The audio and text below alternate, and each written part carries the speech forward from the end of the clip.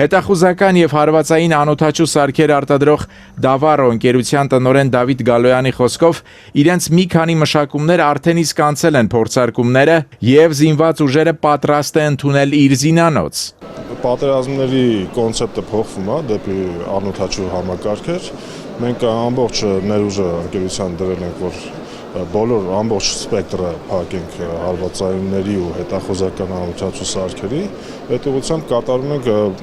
զուգահեռ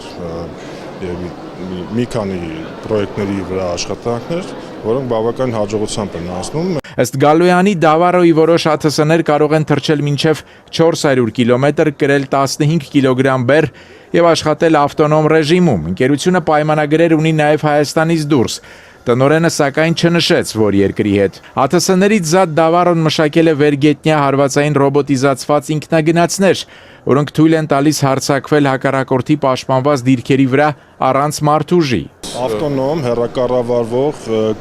կապի միջոցները վերաուղղորդվում են անօթաչուների միջոցով, որը թույլ է տալիս հեռավորությունը մեծացնել իր կիրառման։ Զինանոցի վրա կիրառված է, իր վրա տեղադրված է 12-7 կալիբրի գնդացիր, մեկ նռնական է հակատանկային կառավարվող ու մեկ տերմոբարիկ մարտագլխիկով նույն կերպ կառավարվող հրթիռ։